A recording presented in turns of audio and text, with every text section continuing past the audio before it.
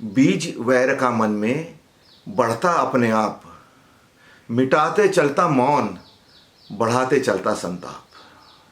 और आपको बहुत अच्छे से मालूम है वैर का बीज कब बनता है?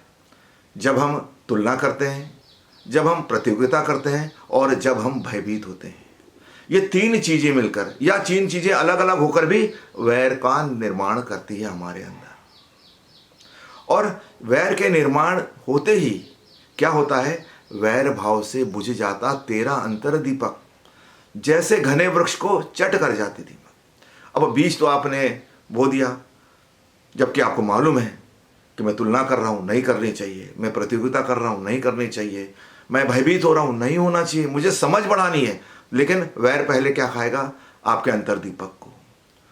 वैर भाव से बुझ जाता तेरा अंतर दीपक, जैसे घने वृक्ष को चट कर जाती दीपक। आपका समझ गया, आपकी बोध गई, आपका विवेक गया, तो वो वैसे ही चले जाता है और अब आपका जो जीवन है वो खोखला होना शुरू हो जाता है, क्योंकि अब इसको दीमक लग गई है। और वैर से प्रतिशोध, प्रतिशोध से हानि, पल पल रचती बर्बादी की कहानी। मिडिल ईस्ट आप देख लीजिए, राष्ट्रों के युद्ध हो रहे हैं, किस वजह से?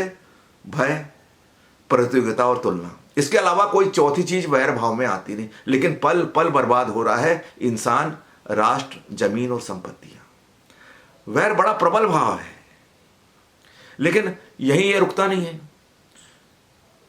ये हमारे शरीर में है। तो वैर भाव से शरीर भी होता जाता त्रस्त, सहज ही होता जाता कई रोगों से ग्रस्त। आपके अंदर ये शरीर कई रोगों से ग्रस्त हो जाता है। कई रोग आपके अंदर आ बैठते हैं, आपको पता ही नहीं लगता। जब आप चेक करवाने जाते हो तब पता लगता है, अरे बीपी हो गया, अरे डायबिटीज हो गया। क्यों हुआ ये? क्योंकि हमारा जो मन है, हमारा मन है हमारे शरीर के द्वारा काम करता है। मन में जो भी होता है पहले शरीर में नहीं आता, बाद वो शरीर के अंतस्राव, अंतर्धारा में उतरता है और फिर वो मनसा वाचा कर्मणा से फिर इस संसार में आता है। तो मन का रोग है ये, या ये बीज मन में रोपा जाता है। तो वैर भाव मन में, वैर भाव अगर मन में है तो शरीर में उत्ताप। वैर भाव आपके मन में आया तो शरीर आपका तपना शुरू हो गया, और फिर क्या बढ़ता है? मधु का स्तर बढ़े और बढ़े रक्तचाप। अब आपका डायबिटीज बढ़ना निश्चित हो गया और रक्तचाप बढ़ना निश्चित हो गया, अगर इसको आपने वक्त पर अपने मन का ट्रीटमेंट नहीं किया तो। शरीर का तो बाद में हम ट्रीटमेंट करते रहते हैं, लेकिन आपने देखा डॉक्टर बोलता है क्या? जीवन भर चलेगा। जीवन भर चलेगा का क्या अर्थ है? मन से नहीं मिटा है। मन से मिट जाए आपके शरीर से मिट जाएगा, वो सीधी सीधी कहानी है उसकी। तो वैर भाव यहीं पे नहीं रुकता। वैर भाव मिटाता, रिश्ते करता नष्ट। क्या करता है ये? वैर मिटाता मित्रता, रिश्ते करता नष्ट, अंधा बनाकर तुझको बुद्धि करता भ्रष्ट। वैर भाव सबसे पहले मित्रता नष्ट करता है आपका। आप किसी के मित्र नहीं रह जाते। एक वैरी किसी का मित्र नहीं हो सकता, शत्रु ही होता है। वैरी का अर्थ ही शत्रु होता है।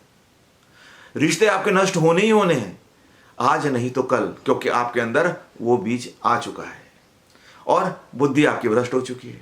तो एक हिसाब से वैर आदमी को क्रोध पागल करता है ना, उसके पहले वैर उसको पागल बना देता है। बाद में क्रोध के रूप में सामने एकत्रित होता है और आदमी बोलता है ये पागल है। इसलिए वैर भाव तुझमें सदा ही अवरोध, एकता सहयोग का खो देता तू बोध। इसलिए वैर भाव तुझमें सदा अवरोध के रूप में काम करता है।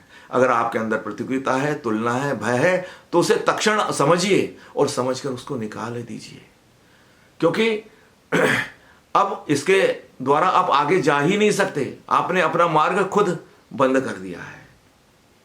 इसलिए वैर की भावना जीवन को कर देती व्यर्थ, विध्वंसी बन जाता है जीवन का। तो वैर की भावना करती है क्या है? फिर जीवन को व्यर्थ करती है। भाई आपके जीवन में मित्र नहीं रहेंगे, रिश्तेदारी नहीं रहेंगी, आपके संबंध अच्छे नहीं रहेंगे, तो आप सुख से सो पाओगे क्या? तो जीवन आपका व्यर्थ चला जाएगा। और फिर आप क्या करोगे? विध्वंसी बन जाता जीवन का। फिर आप एक ही बात में सोचोगे, विध्वंस करना, जैसे राष्ट्र कर रहे हैं। मिडिल ईस्ट में क्या हो रहा है? विध्वंसी तो हो रहा है ना। किस वजह से हो रहा है? किस कारण से हो रहा है? इससे किसको लाभ होगा? कुछ नहीं, सब मन का खेल। लेकिन आ गया शरीरों में, और अब शुरू हो गई एक ऐसी होड़ जो आदमी को जला के ही छोड़ेगी दीमक के रूप में। तो वैर भाव से जगाता तो खुद में प्रतिशोध, खो देता तक्षण तो खुद का अंतर्बोध। हमारा अंतर्बोध को खोना सबसे बड़ी चीज है। अगर हमारा अंतर्बोध खो जाए, जैसे हम कहते हैं इंसान है, इसका दिमाग खो जाए, तो हम क्या कहते हैं, ये गया काम से, अब ये किसी काम के नहीं रहा, सिर्फ दिमाग की वजह से। वैसे जब हमारा अंतर्बोध खो जाता है, जब हमारा विवेक खो जाता है, तब हम मनुष्यता से काम चले जाते हैं। और जब मनुष्यता से ही हम काम से चले गए, तो हम आत्मिक वातावरण में कैसे उठेंगे? हम कैसे उठेंगे आत्मिक वातावरण? उठ ही नहीं सकते।